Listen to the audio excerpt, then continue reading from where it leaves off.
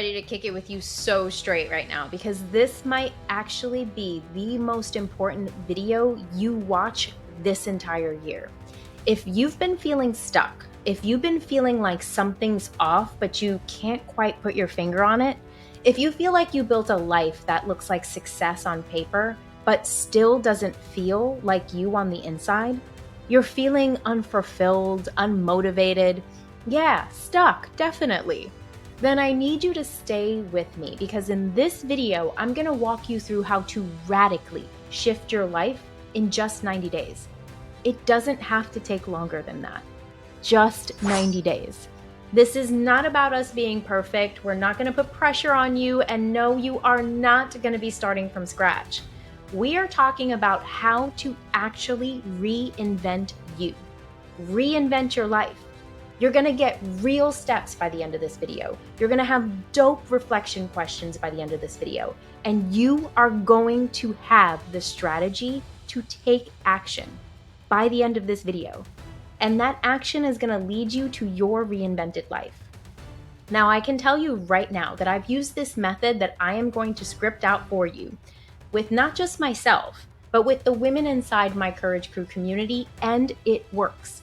So I need you to stick with me because this is not a fluff video. This is about changing the trajectory of your life.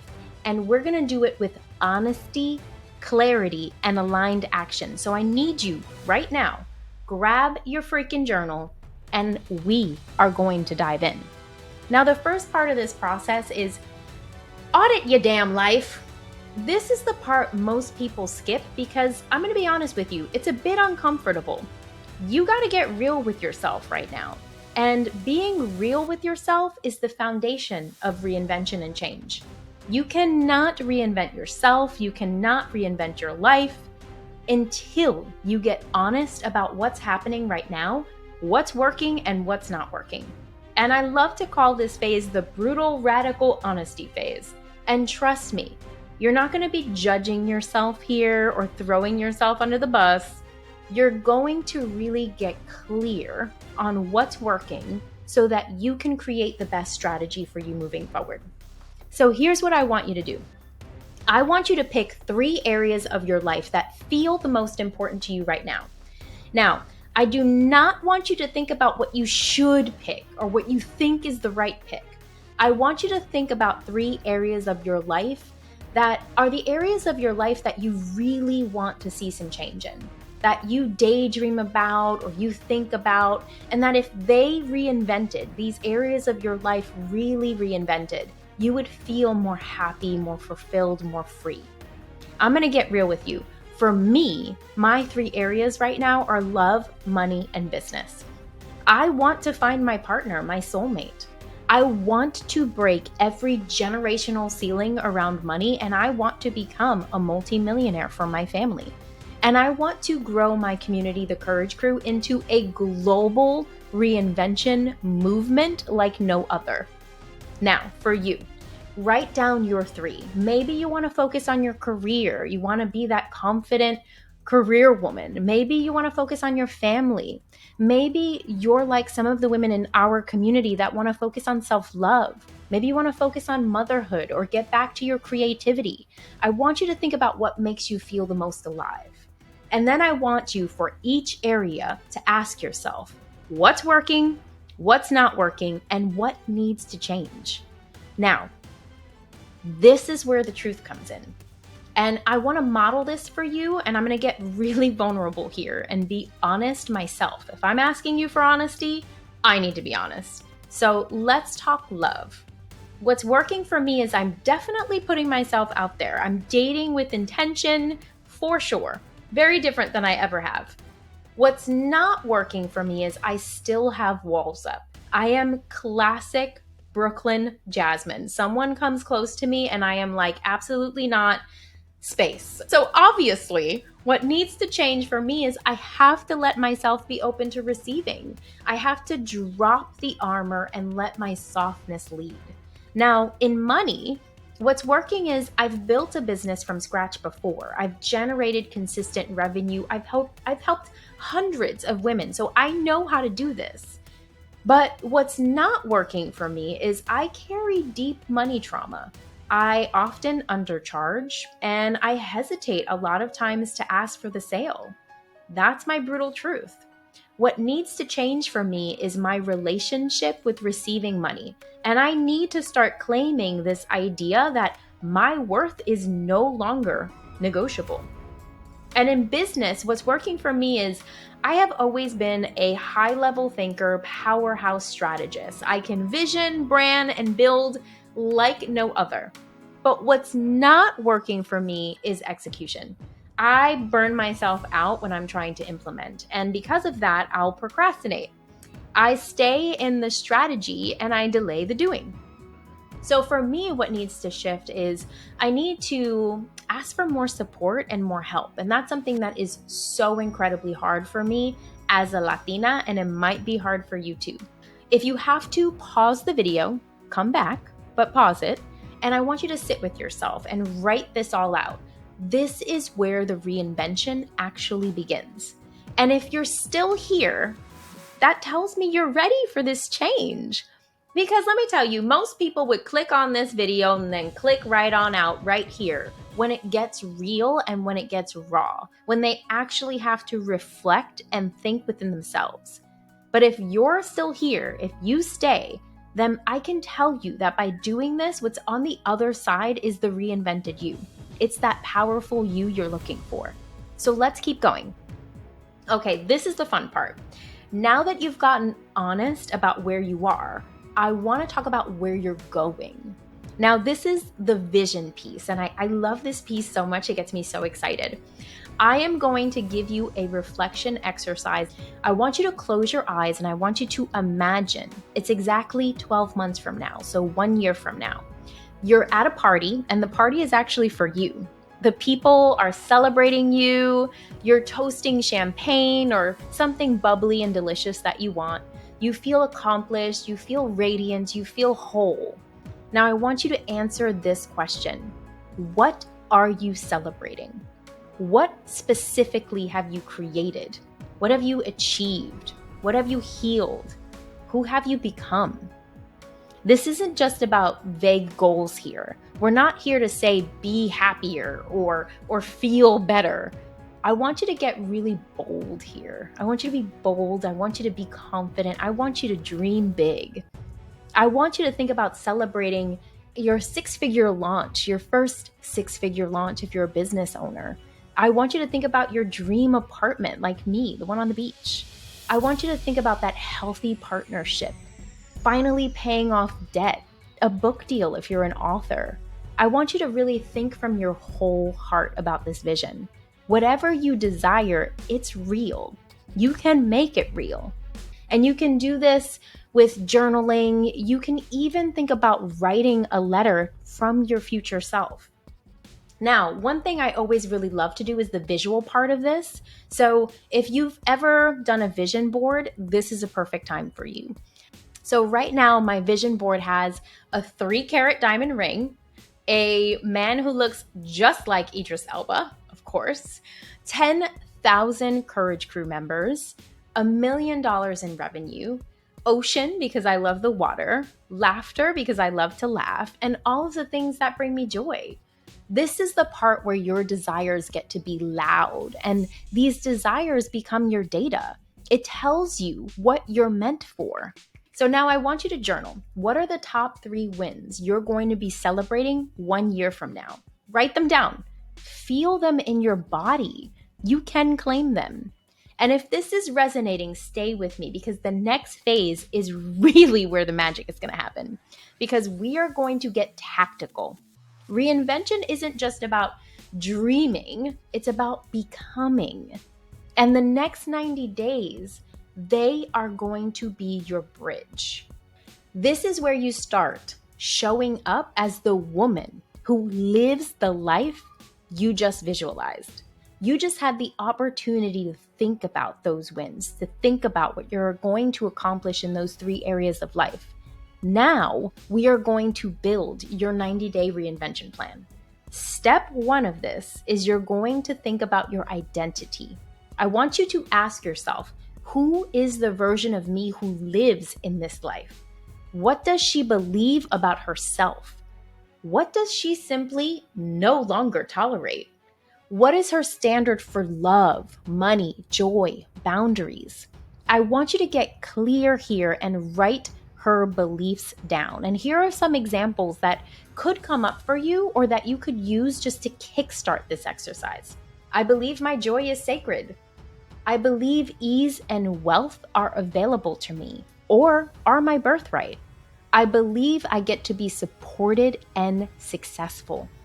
Now, step 2 of this part is I want you to think about the habits. Now, I do not want you to think about 20 new habits that you're going to implement. I want you to focus on just 3.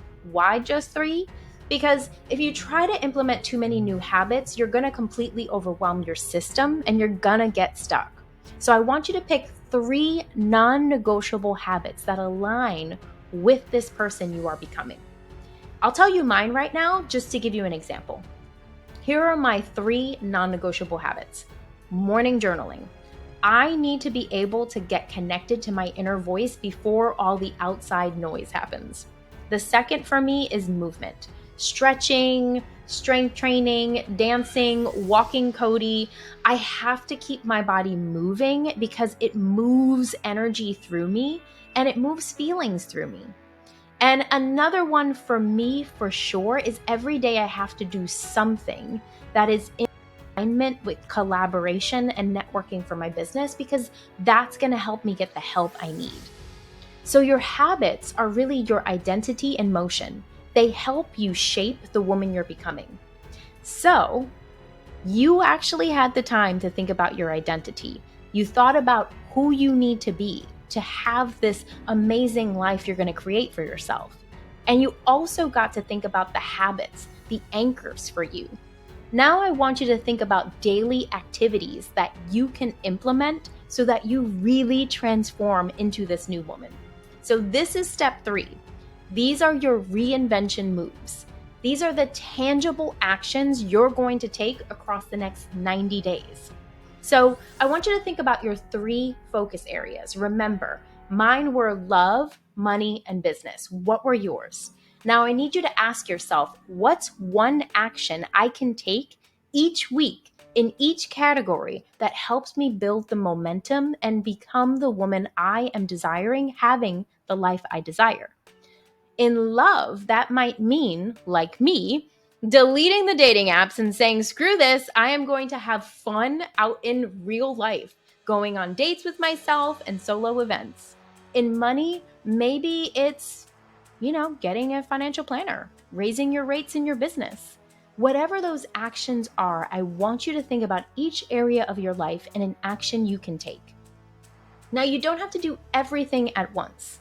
You don't have to change everything at once. You just have to start moving like the woman you're becoming. And if you need to chunk this down further, you can. You can think about 30-day cycles. For the next 30 days, for these 3 areas of my life, I'm going to focus on these actions. It's about belief, habits, actions. You are going to be facing some challenges, and so having these chunks is really helpful for you. Okay, so let's do a quick recap here. Reinventing your life is possible, and it starts with awareness and clarity. Once you are aware of what is working and what's not working, you can move into setting up habits that support your daily reinvention. And the right habits naturally lead you into taking action that will expand your soul and your life. So I need you to give yourself permission here. Go at your own pace. This is a 90-day reinvention for you that you can chunk up into 30 days, or you can even take a little longer. But this is the strategy that works, and I need you to keep going. Here's what I want you to remember.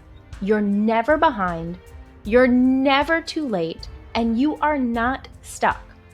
You are just one audit, one vision, and one bold move away from becoming the version of you that has the life you truly desire. Focus on these 3 steps. The first step, getting clear on where your life is, what needs to change, and what can stay the same because it's working. The second phase, really thinking about that vision. where you want to go and who you want to become. And the third phase, really thinking about the identity, the habits, and the actions you're going to take. This makes reinventing your life in 90 days so simple and so easy. I want your next 90 days to start right now. I want you to create your reinvented self. And if you want to do that together, then let's go. A few years ago, I realized something uncomfortable. On the outside, my life looked successful. I had led teams, I had managed high pressure projects, I had checked all the boxes people associate with leadership and achievement. But inside, my body was telling a different story. I was exhausted, I was constantly tense, and I noticed that even small challenges were triggering big emotional reactions. Now, nothing dramatic had happened.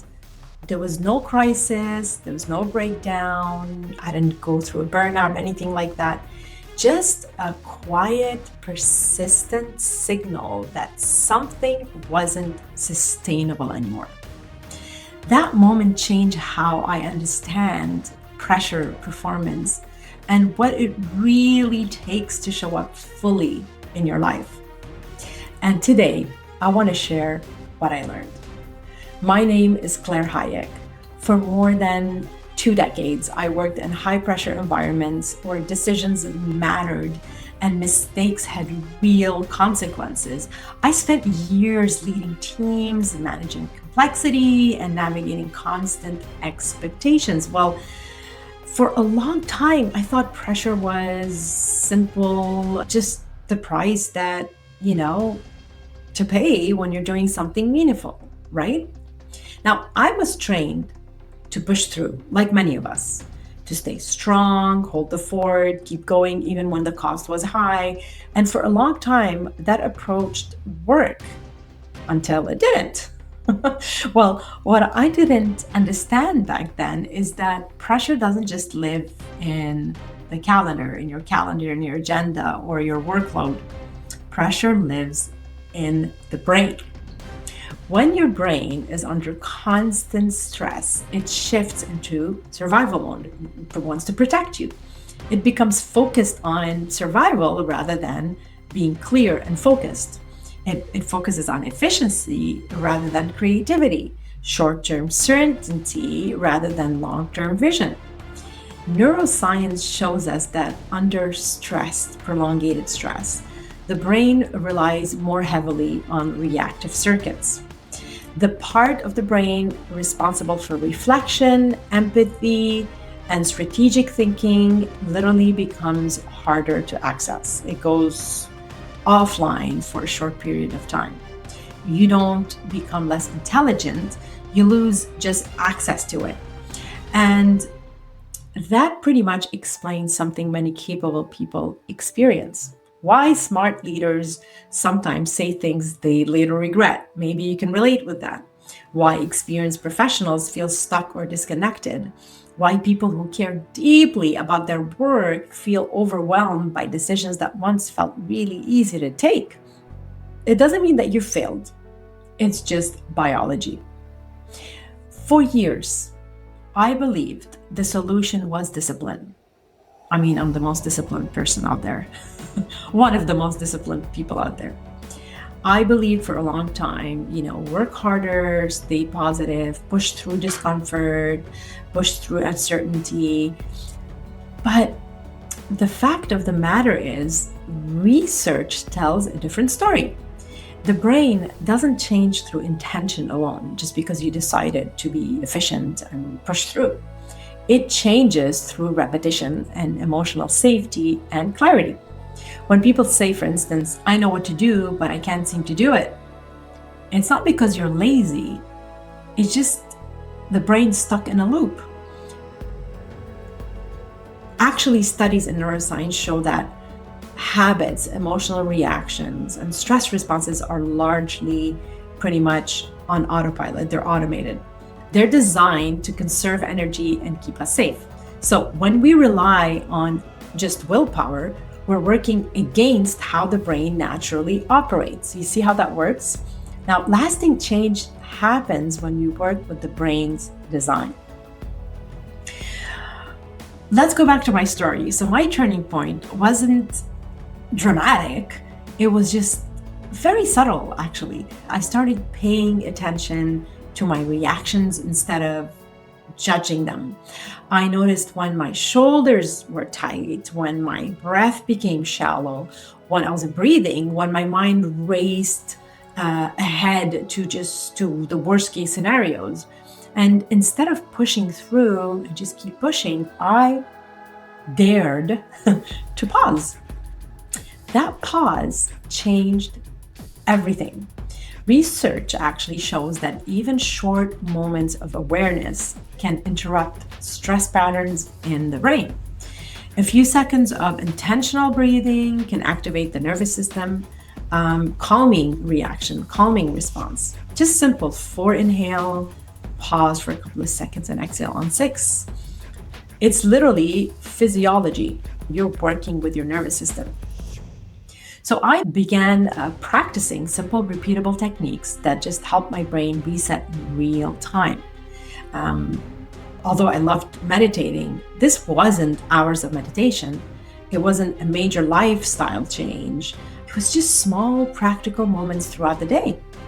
And slowly, my capacity expanded. I responded instead of reacted.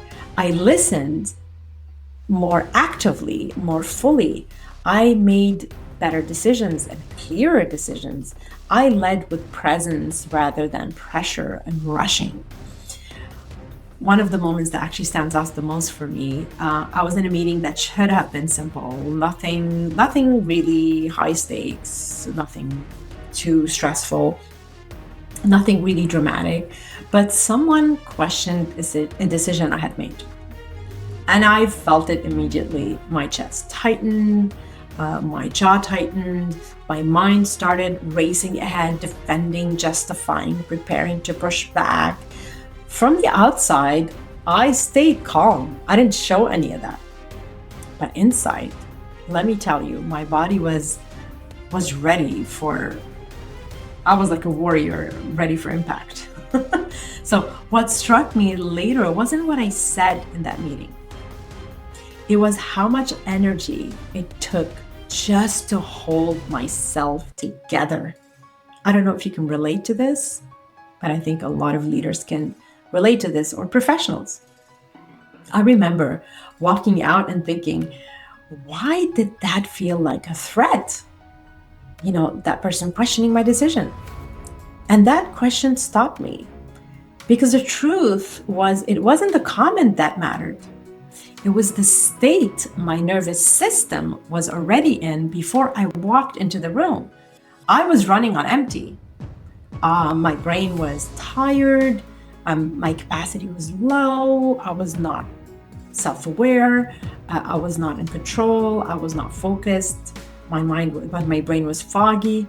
And in that state, even neutral moments can feel really heavy. So imagine when somebody questions you in front of everyone. I mean, that trigger, right? So that was the first time I really understood this. Write this down. Pressure doesn't always come from what's happening.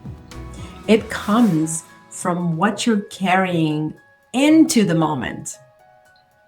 So once I saw that, I couldn't unsee it. This is what matters and what's important to understand here. When you're under pressure, your brain prioritizes speed and certainty. It narrows focus and limits perspective. It's basically fight or flight. That response is helpful in emergencies. We're wired that way. Our ancestors wired that way for a reason. But modern pressure, it rarely comes from emergencies. We're not being chased by a puma or a bear. It comes from just constant demands. People asking a lot of us. Unanswered emails, deadlines, expectations, uncertainty about the future, change. The brain treats all of it as potential danger, as if you're being attacked by a bear. Can you imagine that? So over time, that state becomes the default. The encouraging part in all this, there is a positive, is that the brain is neuroplastic. It changes with practice. We can rewire the brain. Research actually on neuroplasticity shows that consistent small interventions can fire and wire new stress responses, a different way to respond to stress. We're not removing the stress, the outside stress, that's always going to stay there, but it rewires it by increasing your capacity to handle it or bounce back much quicker. I want to share 3 simple tools grounded in neuroscience and easy to apply. One thing you could do when this happens, name the state you're in. For example, when you feel overwhelmed, just name it. I call it the name it to tame it. So just name what you're feeling. I'm feeling tense, I'm feeling anxious, I'm feeling rushed, I feel overwhelmed, I'm feeling uncertain. Research shows that labeling emotions reduces activity in the brain's threat centers. It's like when you point your finger at it, you took power away from it. It helps bring the thinking part of the brain back online, which is your prefrontal cortex, your brain CEO. You don't need to analyze it, just name it, just acknowledge it, say, this is what it is. And that alone creates that space. The second tool I want to share with you is how to regulate before you respond. So, for instance, if you're responding to a difficult situation, make sure to regulate your body first. Slow your breathing, drop your shoulders, even lower your voice, or be mindful of your voice tone. Feel your feet on the ground, ground yourself, feel your body being present, literally in that space, in that moment. This signals safety to the nervous system. When the body feels safe, the brain thinks more clearly. This is why calm people influence the emotional tone around them. They change the whole room. Another way to do it is to activate the vagus nerve, which is the longest nerve that runs in the body from the brainstem all the way to the coccyx.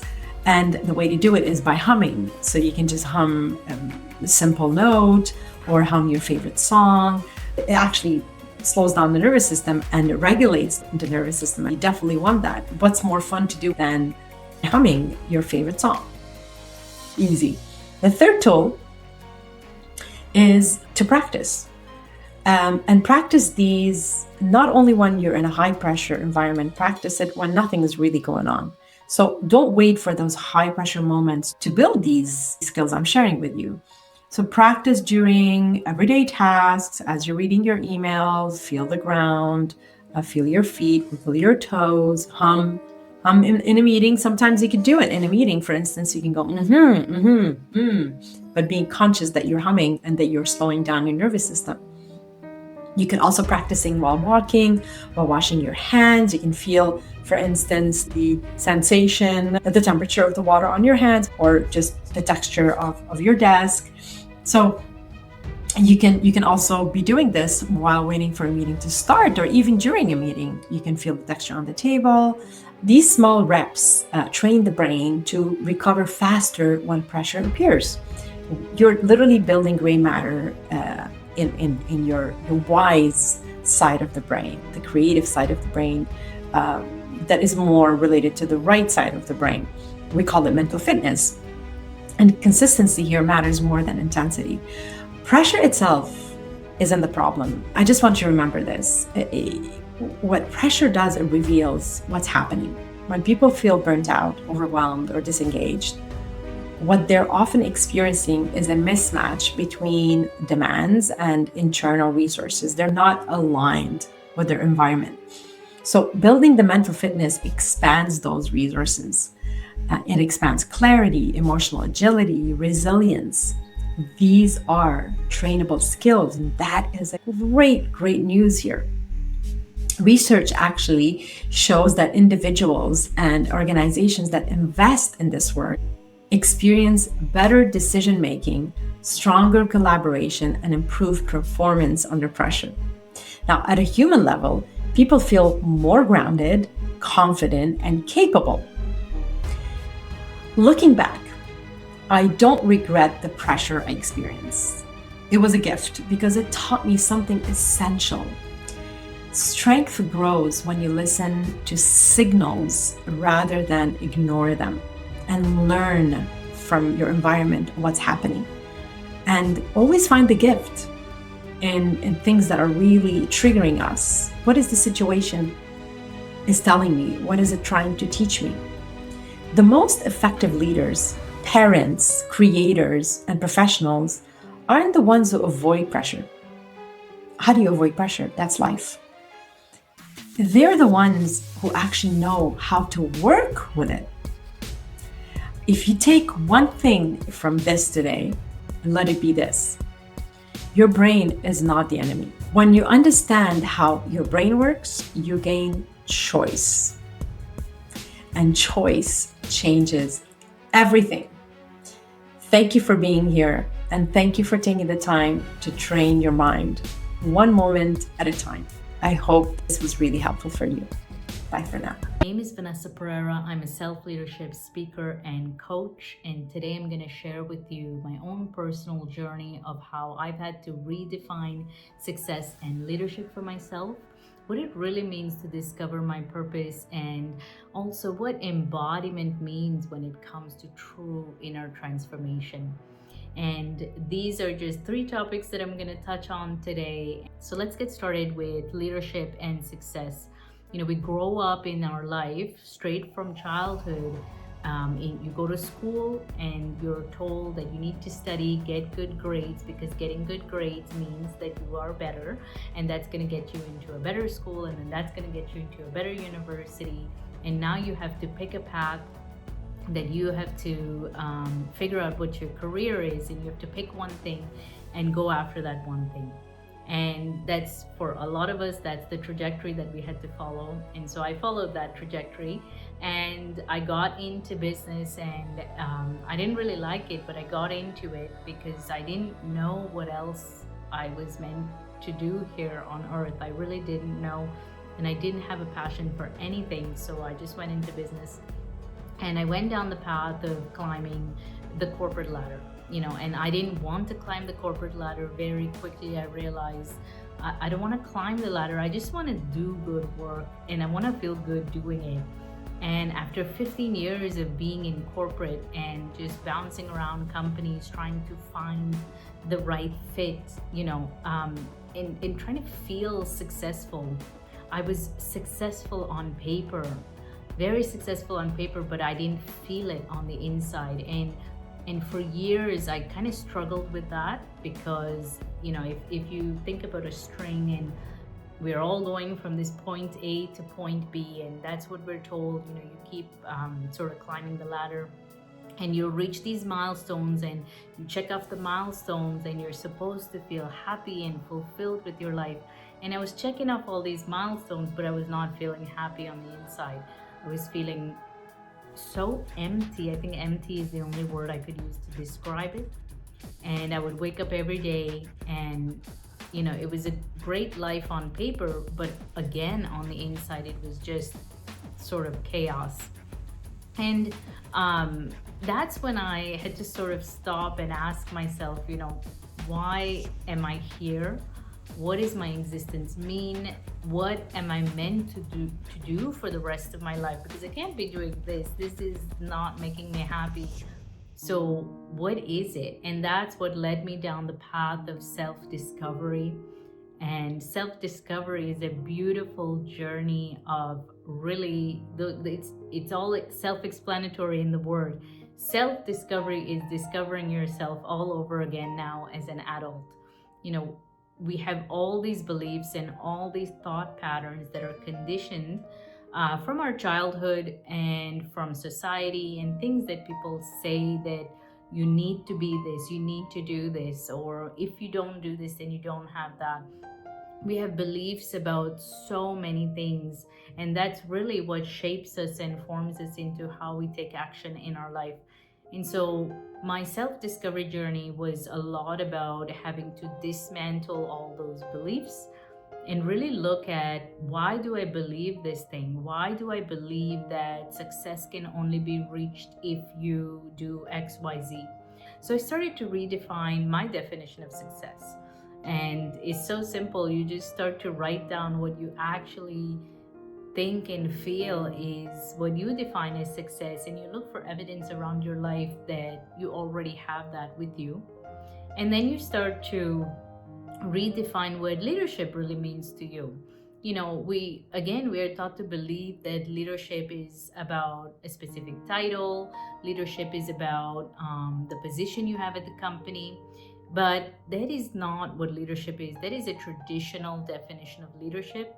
True conscious leadership is how you lead yourself no matter what is happening in your life. It is not exclusive to your career. So when there's chaos that's happening somewhere else, or something comes into your life to disrupt it, how do you lead yourself through that moment? That to me is what embodied leadership is, and it comes from inside of you. Leadership is about, how do I handle things that are happening no matter what area of my life, and how do I tap into myself instead of looking for what's outside of me? How can I use what is already within me to stay grounded and to really own my life? And it doesn't matter what's happening around you, that you know that you have this self-trust and this knowing within yourself that, hey, no matter what happens, I can handle it, I can deal with it. It doesn't mean your life is going to be all roses. It means that whatever happens, I know I've got me. And to me, that is what true leadership is. And when it comes to, the corporate world, I've always been an individual contributor role. I didn't have the traditional titles of manager or leading teams or anything like that. And that to me is not what leadership is, because when we define leadership in that very in the box kind of thinking, then we start to diminish all of the areas where actually you are embodying your own leadership, because the leader is inside of you. It's not anything outside of you. If you want to take away the title, then who are you? If you think that is what leadership is, you can take away the title, take away the job, take away the money. And when you start to strip out all of those things, who am I at the end of the day, if I have these things or if I don't have these things? And that's what I had to start to ask myself. Who am I without all these external things? Who am I without a relationship? Who am I if I do have a relationship? Who am I without children? Who am I if I do have children? Who am I with this job? Who am I if I don't have a job, or if I lose my job? Who am I? How do I describe myself? And that's what gets us down the path of this self-discovery. And then we start to tap into purpose. And yet again, we have this misconception that purpose is something outside of us. Purpose is something that's my job. Purpose is what I do. It's what company I'm working for. It's me saving the world. That's my purpose. It's me doing good for others. That is not what purpose is. And I've had to discover this for myself. Purpose is who I am. So it doesn't matter where I am, where I'm going, what I'm doing, who I'm with. I am the purpose. It is the gifts that make me uniquely Vanessa. It is the gifts that make you uniquely who you are. That is your purpose. And all of us that are brought into this world are like perfect puzzle pieces that fit. So we walk around. When you walk around knowing that I am meant to be here wherever I am, and that is my purpose. You're born with purpose and you're here on purpose. And the last thing I want to touch on is about embodiment. What does embodiment mean? We can want change, we can desire for change, We can do all the things that say, I want a good life, and I want this, and I want to be happy, and I want peace, and I want freedom, and I want to be successful. And, we throw all these words around. But until we start to define what those mean for us specifically, for me specifically, then we go into the path of, okay, so now I have the definition. Now, how do I practice it in my daily life? We can want change and desire change, but if you're not practicing it daily, then are you actually changing? How does true transformation begin if I'm not willing to be the change that I desire? And so I've had to learn as well that transformation is not some big red carpet, fancy destination to reach. Transformation is found in the micro shifts that you take every day. So maybe today, if we had a conversation and I didn't say what I really wanted to say, I didn't speak my truth, but then tomorrow I get another opportunity with someone else, and I've chosen to take that opportunity and have a difficult conversation or say something that I've been holding inside, and maybe it's difficult, but I say it anyway. That's a micro shift, and that is part of transformation. And then we do those micro shifts 1% every day, and we continue to do this over and over, and then automatically you will notice yourself shifting from the inside out. You will just notice that things around you in your life are shifting. People are talking to you that never spoke to you before. People are falling off that maybe you were friends with before, but now they don't align with your new evolved self. Newness will come in, other things will fall off, and that is the beauty of transformation. You will start to see things in your life that you have never seen before, and witness miracles in your life that you've never witnessed before. And I have experienced this in my own life, and to me, that is what embodiment means. Knowledge is nothing. Knowledge is not powerful. What's powerful is when we take the knowledge and we actually apply it, and we do something with it, and we practice it daily. And it's not about doing more, it's about releasing judgment on myself and releasing judgment on others. What does forgiveness truly mean? How can we love at a deeper level? How can I see myself as worthy no matter what I have in my life, and no matter who is there in my life? How do I open up and expand my awareness of self? Those are the three that I wanted to touch on. How do we redefine leadership and success individually for ourselves? How do you practice embodiment and practice it daily in your life? And how do you go on the path of self-discovery, which is a never-ending journey?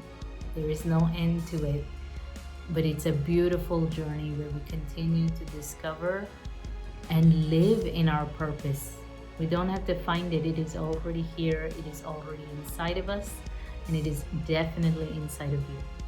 Thank you. The worst career advice I ever gave that changed someone's life? No, not like the way you are thinking. Here's what happened. A senior leader once came to me with a lot of struggles around team collaboration, conflicts, politics, and a lot of team dynamics. I gave the brilliant advice, at least I thought so. I gave them a clear framework. I gave them everything that needed to be done for team collaboration. Here's what happened. 3 months later, the result was zero. There's nothing that changed in that team. That's the hardest lesson that I learned in my leadership coaching journey.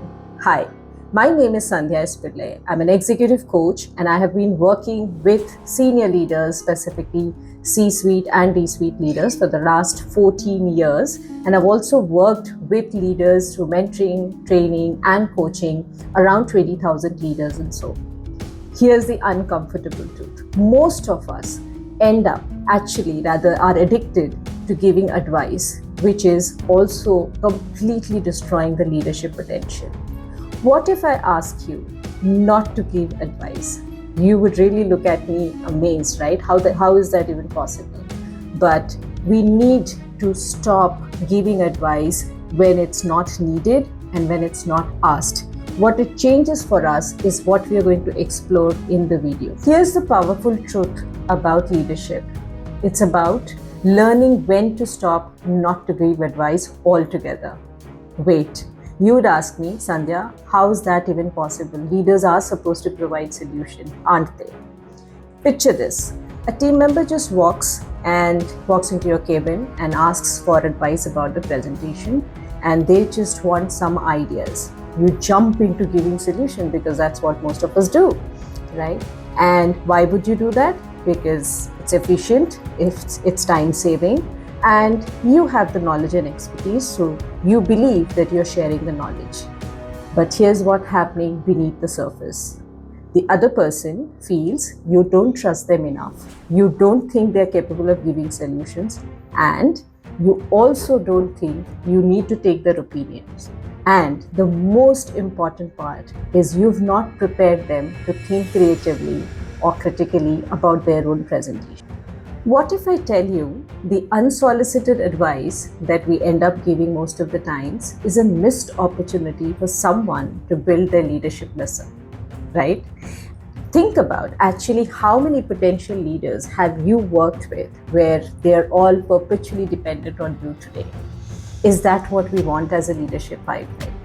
Think also about the fact, what is unadvising? And you would ask me what it is. Unadvising is not about doing nothing at all. It is about stepping back, pausing, and asking the right questions. And it's also not about you not giving solutions at all. It is about deciding when to stop and when to stop it altogether. So ask the right question. Give them the space to explore, and also give them the trust and confidence that they have the solutions with them. Try that with some of your team members and see what you're building in future for them.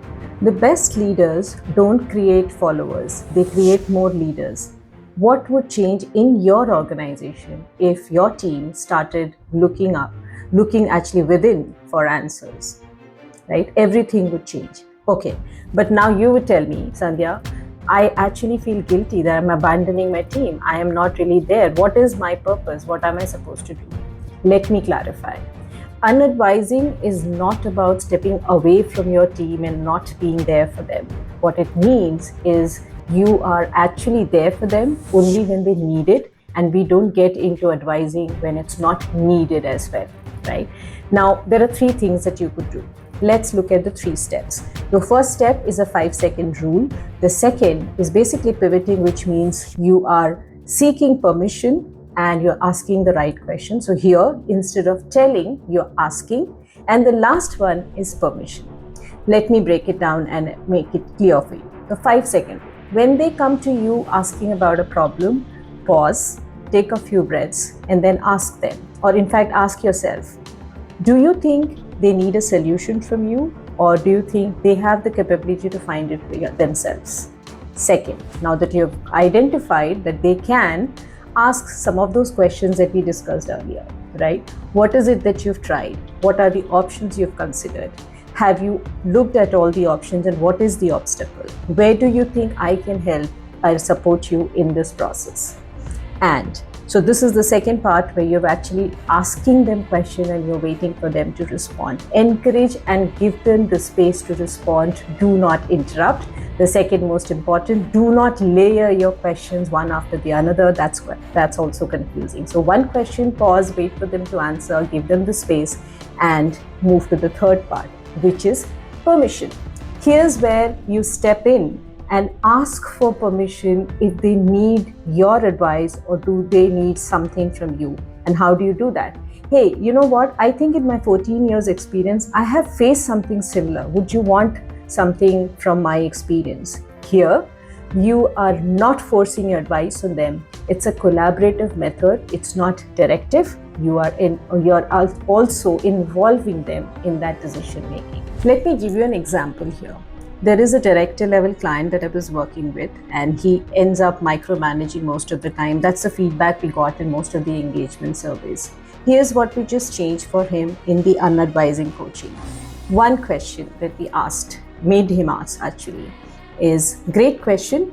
What do you think you could do here? And that's what he did with most of his team members. We asked him to, of course, use the 5-second rule because he would jump into micromanaging and giving advice and solutions. But we asked him to just pause and ask this question. Great question. What do you think you would do in this situation? You know what changed?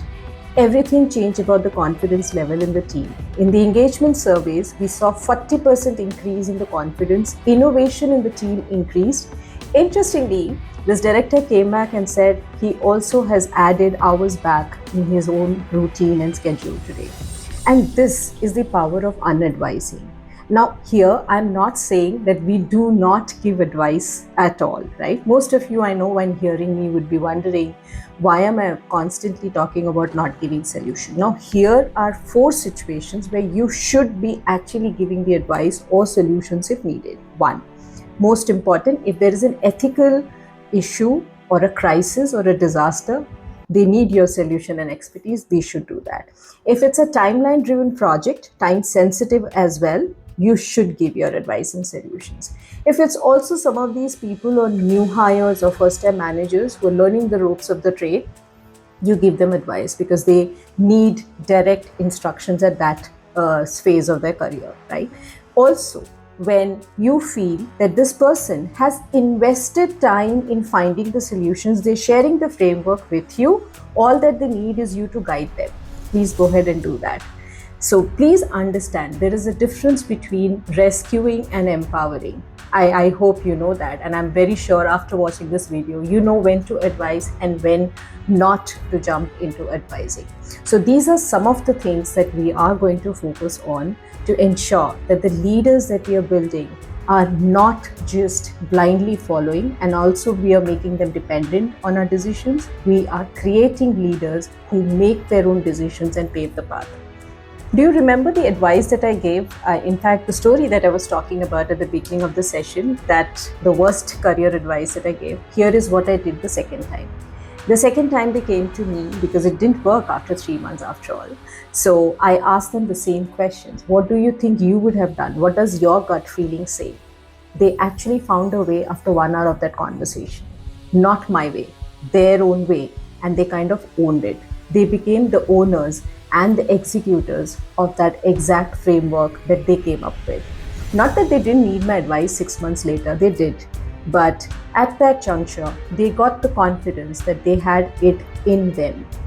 So this is exactly what this real talk and real conversation was about. It's not about the fact that unadvising is being less for your team. It's about being there when they want you to be there, and also stepping back when you want them to give the space to get empowered or grow. So stop giving advices when there is not a need for that, and start creating leaders who can take ownership. Thank you so much. If you had the opportunity to create Life 2.0, what would it look like? A friend of mine said to me recently, "It looks like you're living Life 2.0. I said, "What does that mean?" He said, "You look happy, fulfilled, like you're in your element, like you found this perfect part of life and seized it." It was a beautiful thing to say. And let me be clear, my life is not perfect. Nobody's is. But it mattered because I know the opposite. I know what it feels like to not enjoy life. When you feel so stressed that you feel tormented by the thoughts in your head and the sensations in your body. When life feels colourless, and when you're in that place, it can feel like you're always going to be there.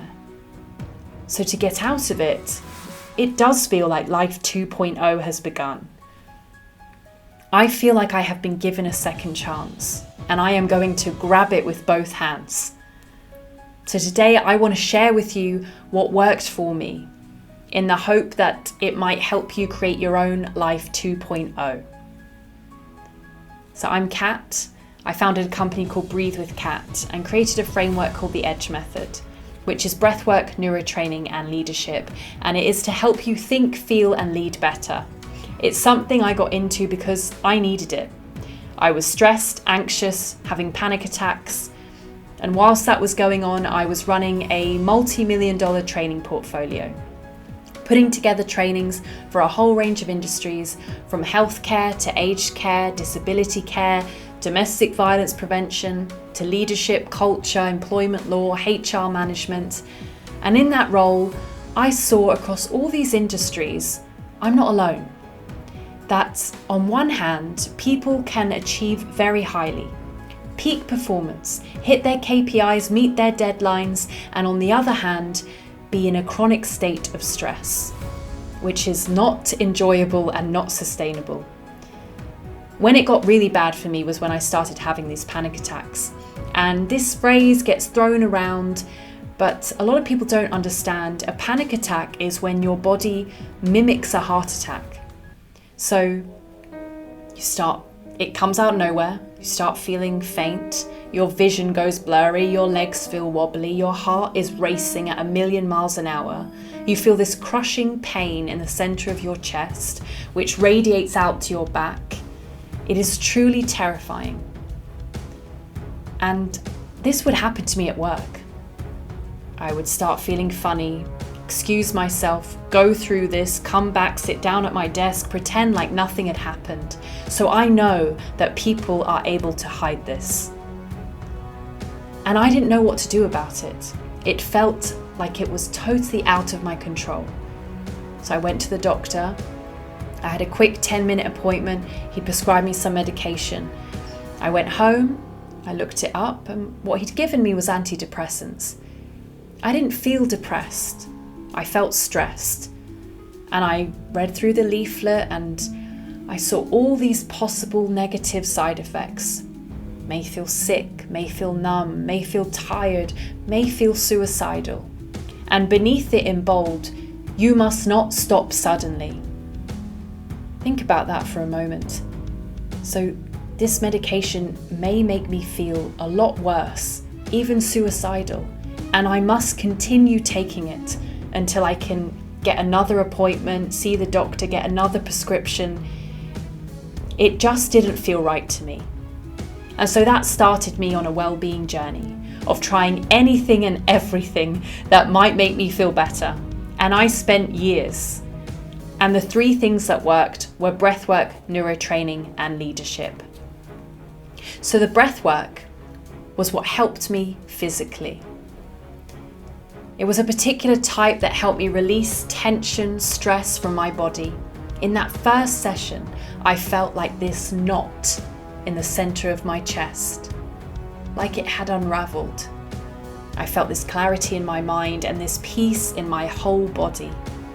And when you have been in a chronic state of fight or flight, to feel peace in your body is euphoric.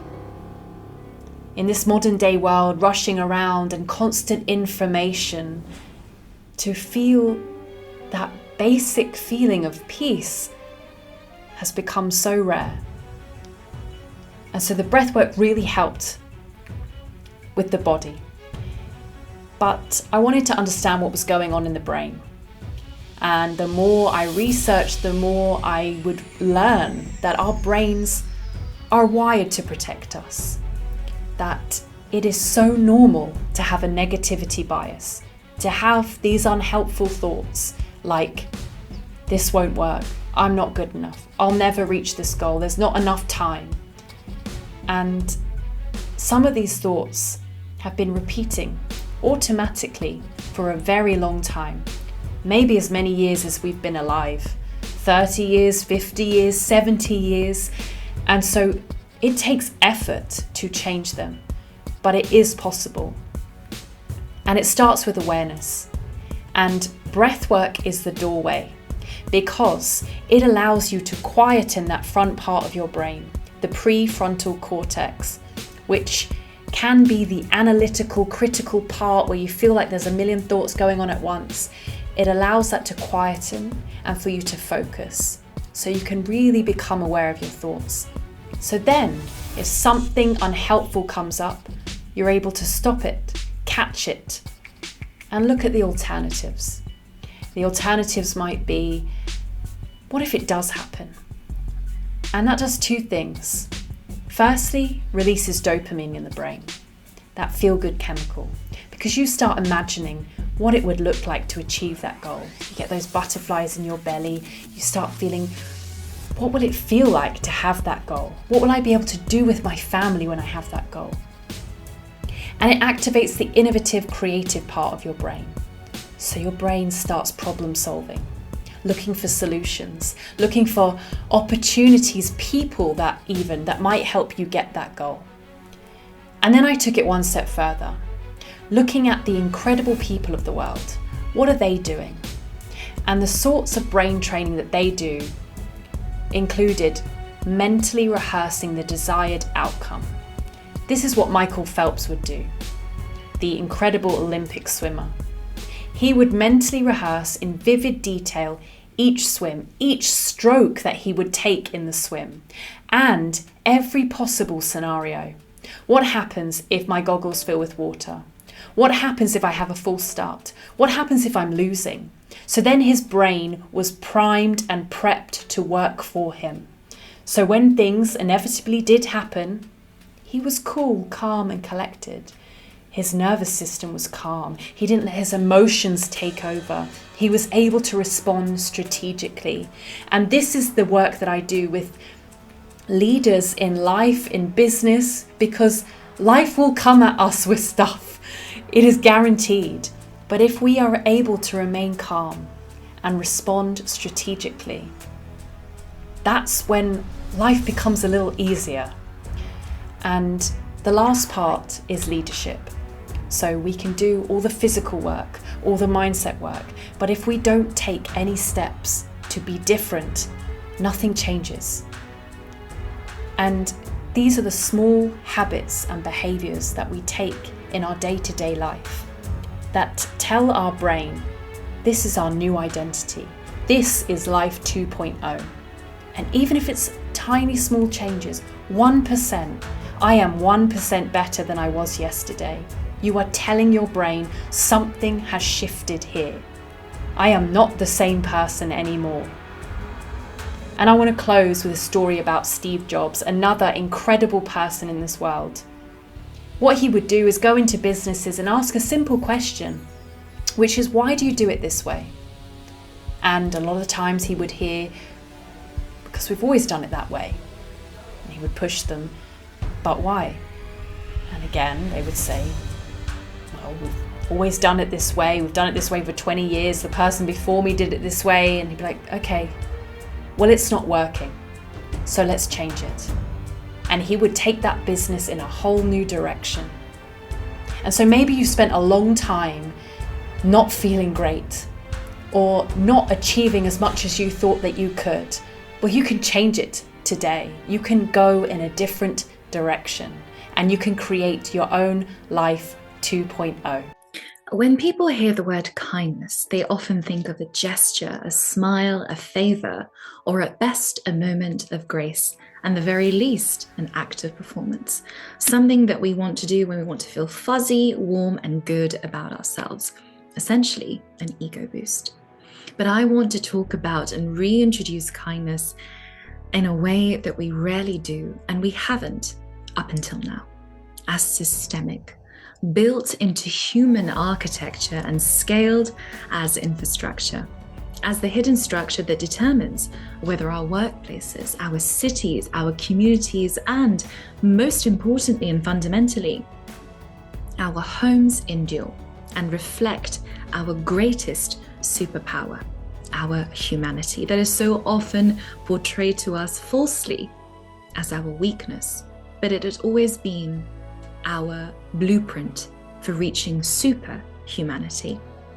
I'm Meral Alizada. I'm the founder of Results of Kindness and the originator of Systemic Kindness as Infrastructure, a groundbreaking civilizational philosophy that treats kindness not as a mood, but as robust systemic design that becomes measurable, scalable, and perpetual.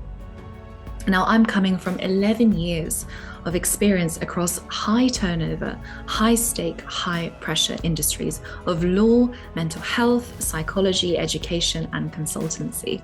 And I have seen the same thing repeated over and over in different formats, in different settings, in different buildings. The same organizational, attitudinal, and interpersonal pitfalls that create deep failures across human life. And often we think that systems fail because people lack compassion. But our infrastructures, our initiatives, our projects, and everything else fail because there is no structure that protects and inspires care. Because you see, we've built extraordinary machines for efficiency. We've built for profit, for productivity, for progress, for efficiency, for all of it. But we haven't built for what sustains it, for what is the foundation root, the mother tree that sustains the child tree of innovation, of performance, of profitability, of all of it. So we have become fantastic at measuring speed and profit, but we have such a long way to go to measure and to create the safety, trust, and belonging. For the two concepts, the two pillars are interdependent and interwoven with each other. And of course, whatever we don't measure disappears. Whatever we don't measure becomes forgotten and something that is again subject to high levels of cynicism and not a lot of adoption. And that is why today kindness is seen as a luxury, as something that the rich do when they have the resources and the poor do because it's just what it is, what it means to be in poverty. It means to be overly nice and overly accommodating. How damaging is that? Just think about it. How damaging is that when actually it has always been historically, anthropologically, and biologically the pillar of human organizations, the pillar of human structures, the thing that has kept you and I alive up until now. So, kindness as infrastructure asks one question. It asks us to dream up a new world that stands upon this question, upon this hope, upon this goal. What if kindness was measurable, scalable, and enduring?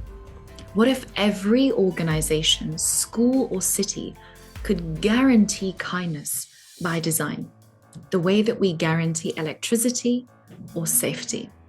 Because we don't get light by talking about it.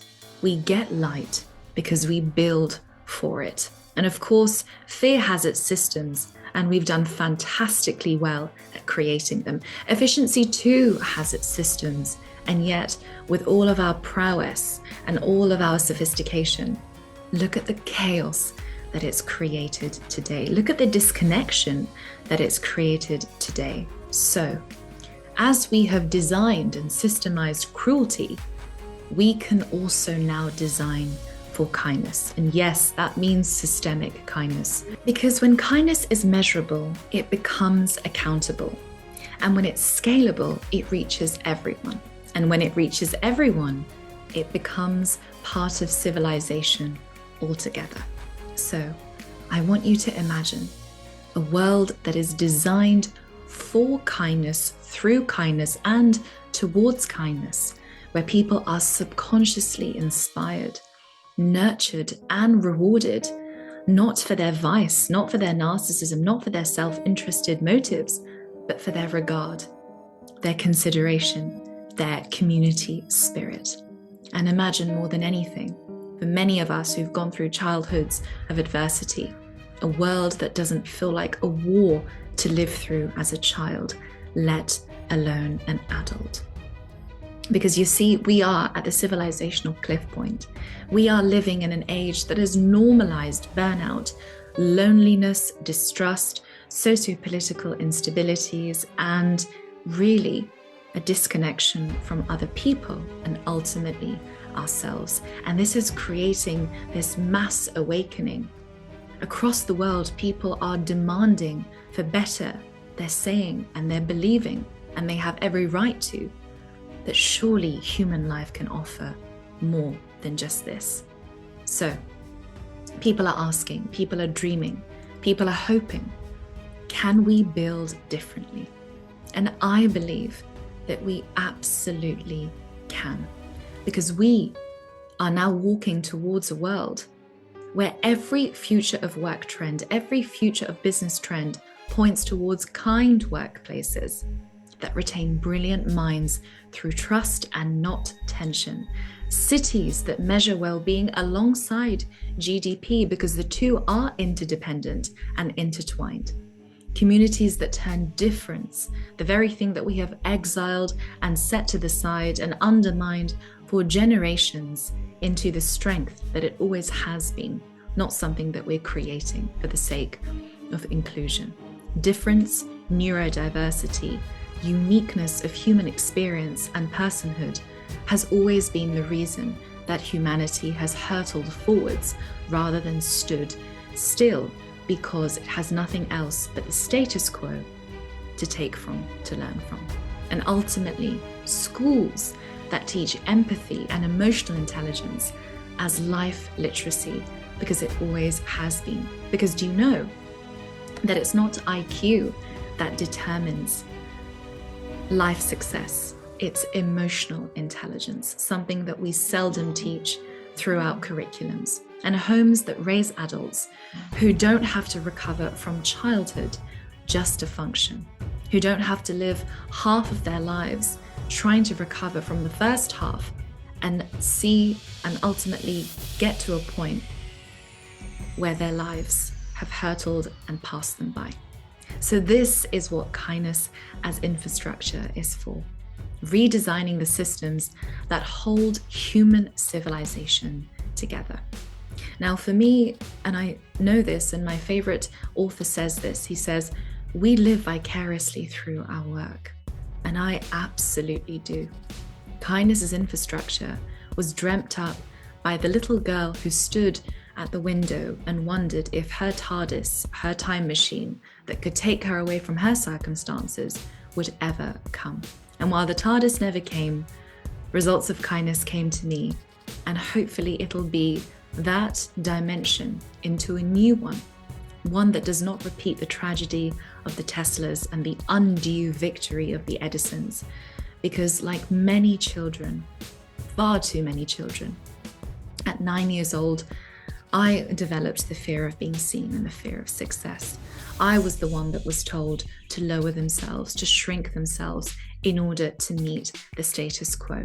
So years of appearing confident, but really orchestrating and performing a sophisticated approach to hiding meant that my best years were sapped out of me, because it was a world that did not celebrate difference, uniqueness, otherworldliness.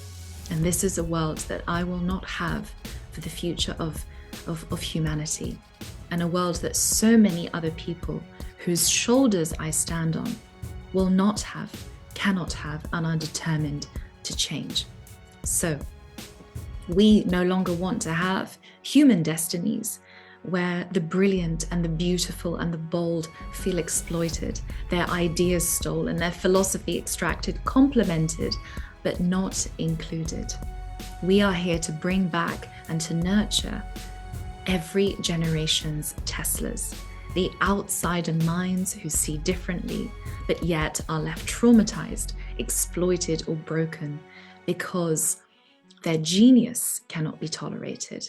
So our future, this civilization, the world that we are now falling into, can no longer afford to keep losing its most sensitive minds. It can no longer afford to keep undermining and excluding the very people that could bring us into a new dawn, a dawn that adversarialness and narcissism have no hold, have no normality in, have no place in. This is about creating systems that hold everyone. Systems of belonging, where difference is treasured and innovation no longer requires self-destruction.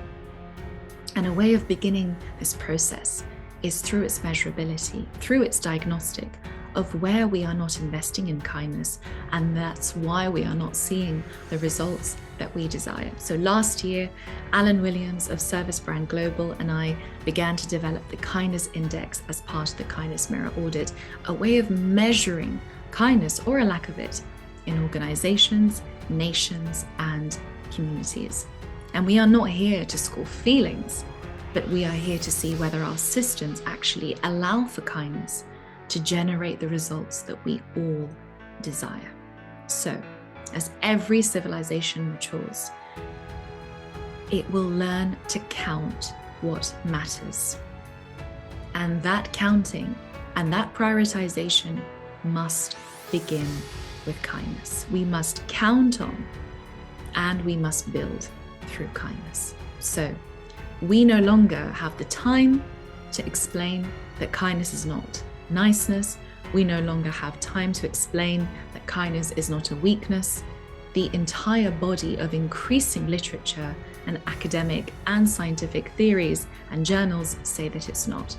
We are here to bring kindness at the forefront by bringing soul intelligence into the systems that we build so they can finally ask. So, wherever you lead, whether it's in business, in education, in government, or your own home, ask this. What would this look like?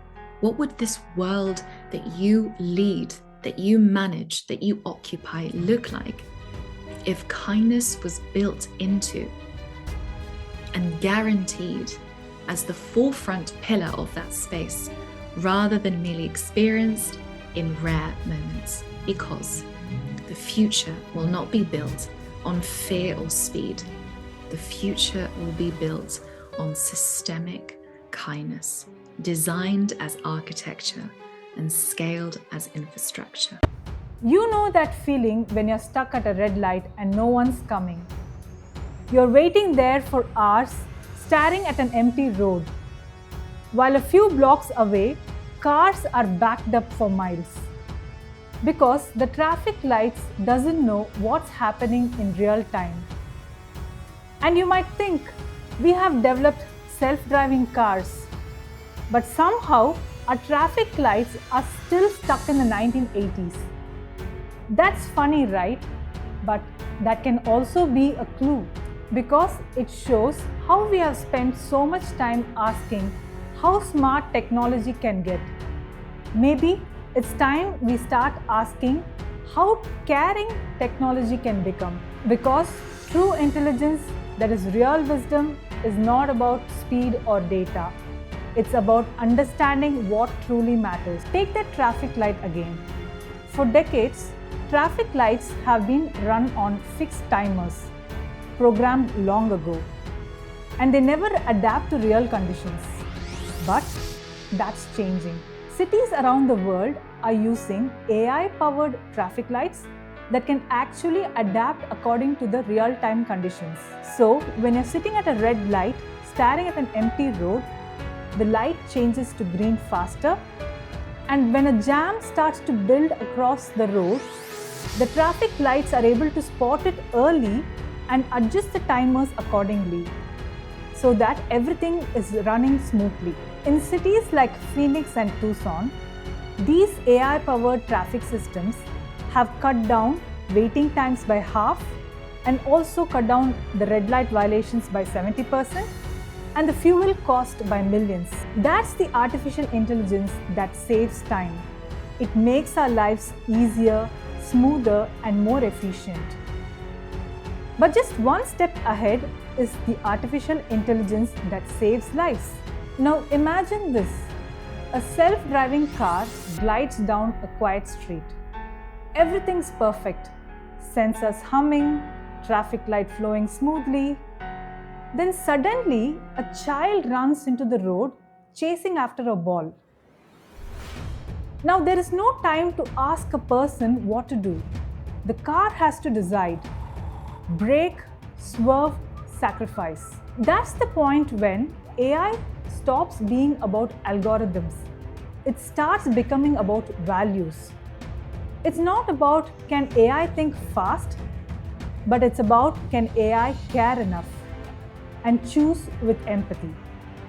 That's where the real test of intelligence begins. And we're already seeing the shift happening in the real world. AI-powered drones can be used in places affected by natural disasters like landslides, floods, and earthquakes. They can be used to spot survivors by scanning the terrain, and they can also be used to deliver food and medical supplies to places where roads are blocked. What used to take hours by foot can now be done within minutes. So every minute saved is equal to a life being saved. And now we are using AI not only to respond to disasters, but also to predict them by using systems that monitor rainfall, soil movement, and heat patterns. This data can be used to warn communities even before the tragedy strikes. This is quite revolution. AI is not only learning to solve problems, but also to prevent pain. And this same idea, AI that helps when it truly matters, is transforming healthcare too. For years, doctors have been our heroes, scanning medical images and spotting the faintest shadows of diseases. But even the best human eye can miss what's invisible.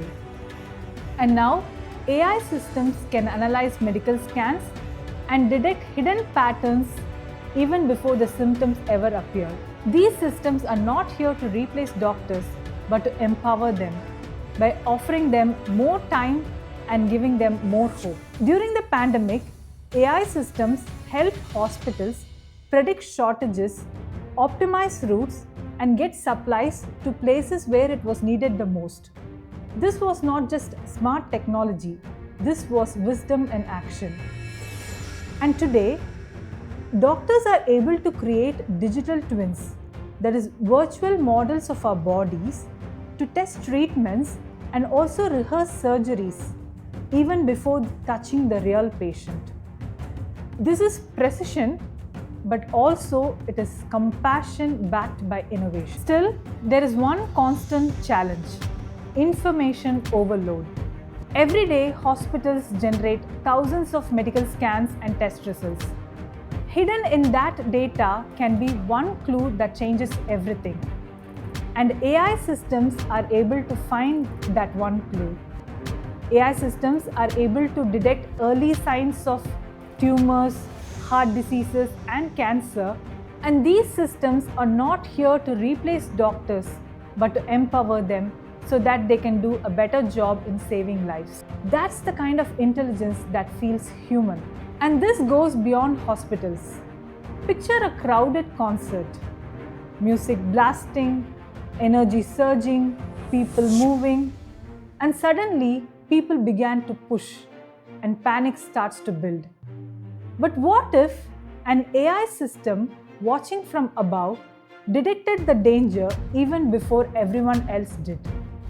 And what if it sent a soft alert? Please move slightly right. Safety risk detected. One small message, hundreds of lives saved, or even thousands of lives saved. That's not flashy, that's not trending, but that's what real progress looks like. The real success is invisible because the disaster never happened. And that's what connects all these stories: AI-powered traffic lights, self-driving cars, drones, hospitals, and crowds. They all remind us that AI isn't about replacing humans. It's about amplifying humanity. That's what I call a thoughtful AI design. Technology that not only thinks, but it cares. Because if AI can prevent suffering, extend life, or even make someone feel seen, it's not just innovation, it's humanity encoded. We have spent so much time asking, can AI do what humans can do? But maybe it's time we ask, can AI really help humans become better versions of themselves? Because someday, the most successful AI won't be the ones that beats us at chess or writes a perfect poem, but the ones that quietly saves life or even helps a doctor deliver good news instead of bad. And the most beautiful part, those victories won't make headlines. They'll happen quietly in hospitals, in cities, and in homes. Because the true measure of AI success is not how much it knows, but how much it cares. Thank you. My name is Nomin. I am a certified life coach. In this video, I'm going to cover how I become a life coach, being an immigrant. I came here when I was 30 years old. I came here not as a kid, which I hear from a lot of immigrants here in Canada, but I came here when I was 30. I had 2 kids and I had my husband, and I still changed my career from accounting to life coaching. When I first came here and become a life coach, I was honestly believing that why is it me that matters? Why is it me that can change life of people around the world? I'm just a new immigrant here. I'm too small. But now, why not me? Now the question is, why not me? Who's gonna do it if it's not me? Now I feel responsible for making changes because that's who I'm meant to be. So how can I challenge my calling? How can I not trust to who I'm meant to be? How can I not trust to my power of the soul? And it's the energy that changes your life. So now I'm talking to people in a more higher frequency. Now I'm smiling. Now I'm more authentic. Now I'm waking up in the morning. I'm thinking, I'm gonna make this happen. I'm just gonna enjoy. I'm just gonna surrender. I am happy with my life. We flew from Mongolia. That's where I'm from, and that's where both my daughters were born. After 1 week in Airbnb, we found a place. There was no furniture, nothing. It's just us. From then, it's been 3 years now. And when I sit here and reflect back, a lot of things have changed. And when I think about my daily routines, my daily life, it feels like most of the days were boring, stressful, long, uneventful. But when you think back and reflect for a longer period of time, a lot of things have changed. I did an accounting job in Toronto, but I switched it. I quit the work and I became a life coach. As much I have changed externally, I improved, I enhanced so much energetically. I became happier, I become more content, and I would say I wake up in the morning these days being excited about living this life, being excited about the possibility of making an impact in the world around me. I've learned what's unique and special about me. As a kid from 1990s born in Mongolia, the core of who I am hasn't changed, but who I believed to be me has changed.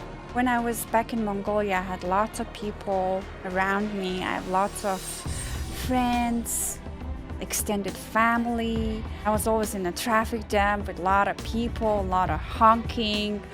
It's fabulous, fabulous life.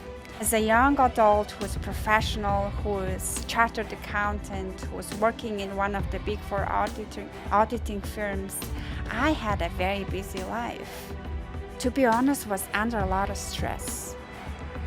I almost enjoyed stressing myself up because that's what my body has gotten used to.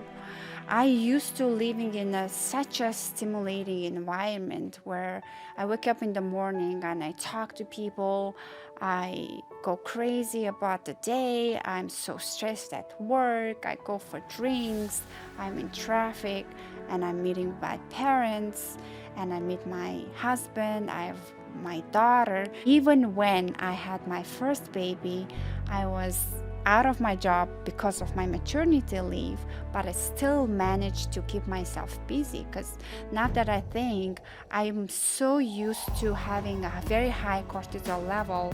I'm so used to the stimulated environment where it's filled with pressure, stress, and my body just couldn't relax even when I was staying at home with my baby. The life that I was living is not a life that I'm supposed to live because this is very high intensity. I had insomnia. I just couldn't get out.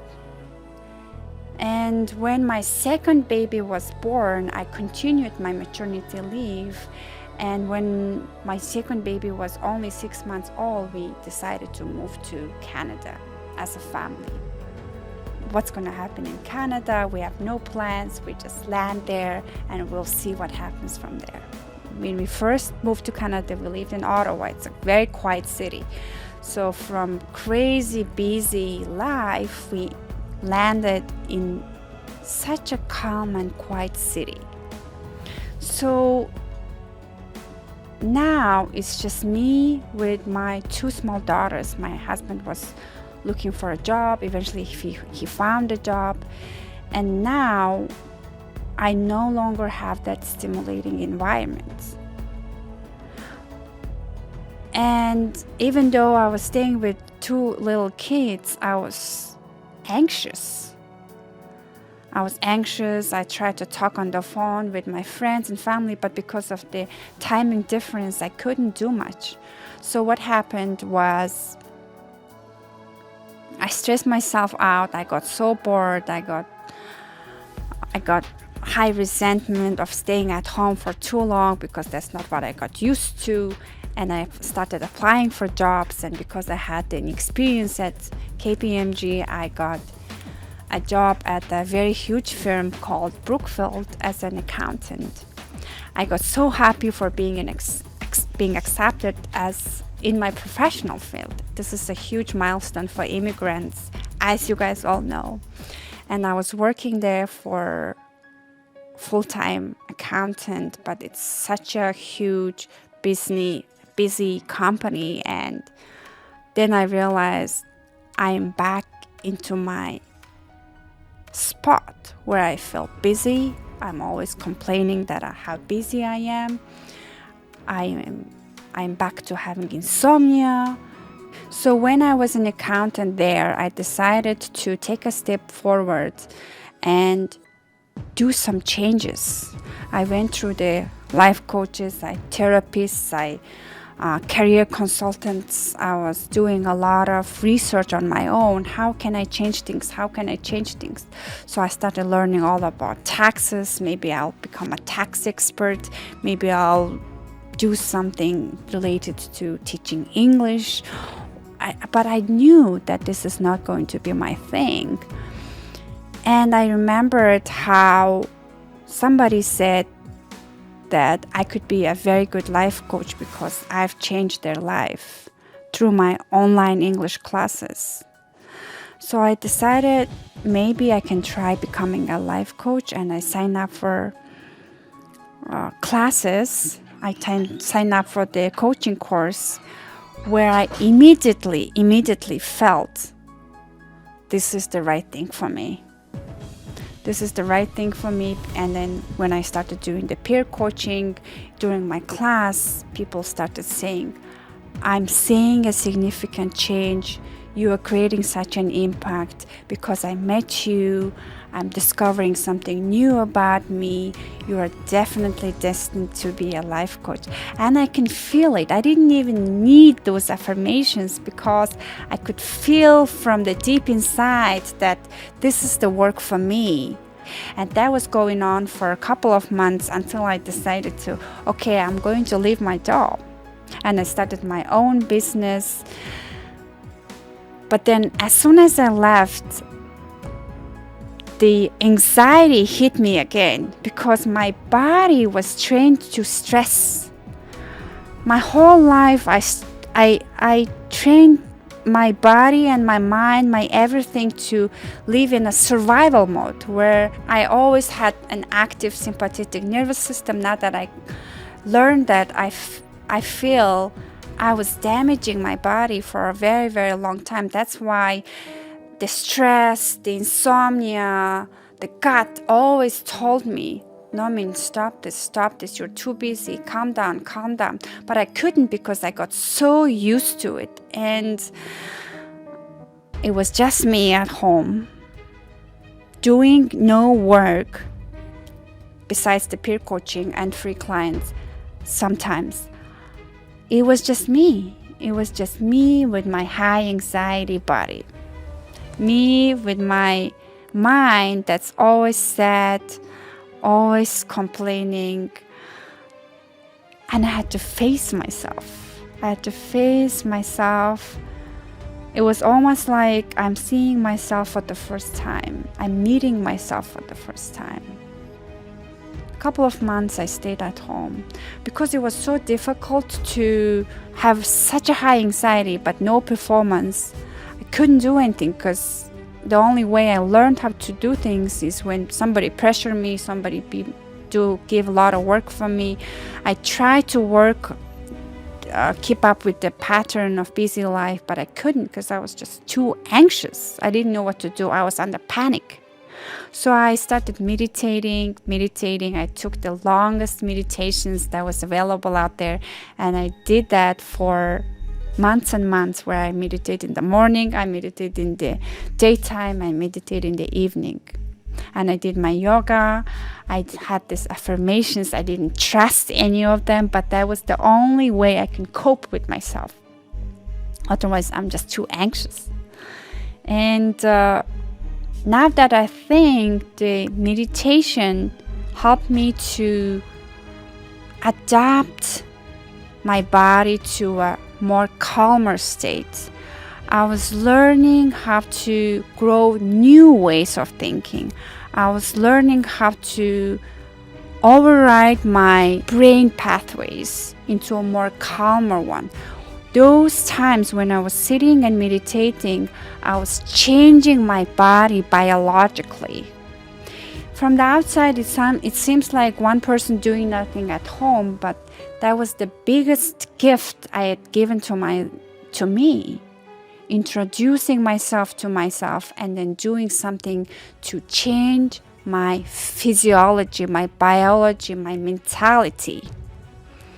And then when I show up every single day for myself, doing nothing but learning, meditating, surrounding myself with people that I love to learn from. Because I didn't have my friends, I didn't have people to party with, I didn't have my parents.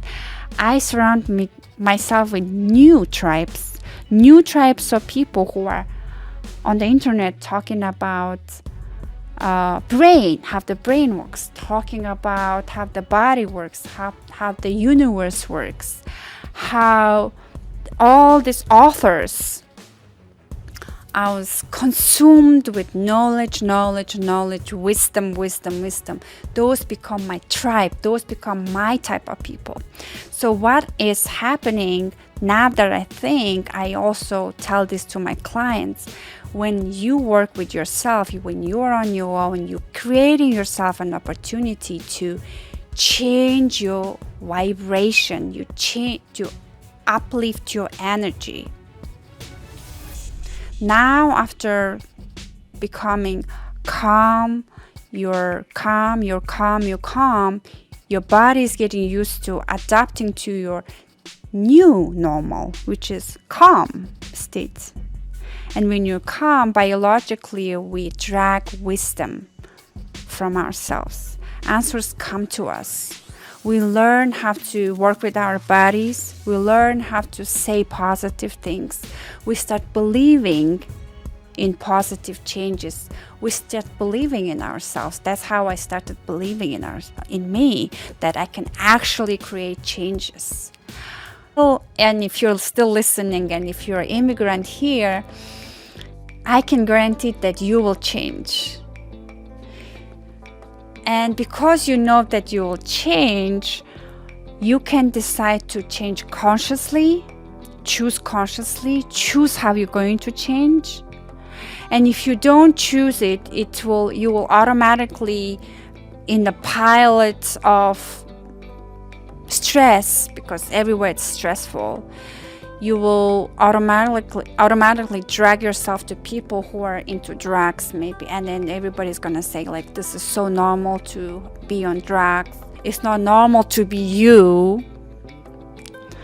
But if you choose intentionally, you can stay with yourself, you can be your best friend, you can take some time with yourself and decide to work on yourself so your energy, your vibration is higher. Now you're operating on a higher vibration, so you can attract those people who sees you as a talent, who sees you as a skill, who sees work as an opportunity for changing lives, making an impact, and who believes that you can do it.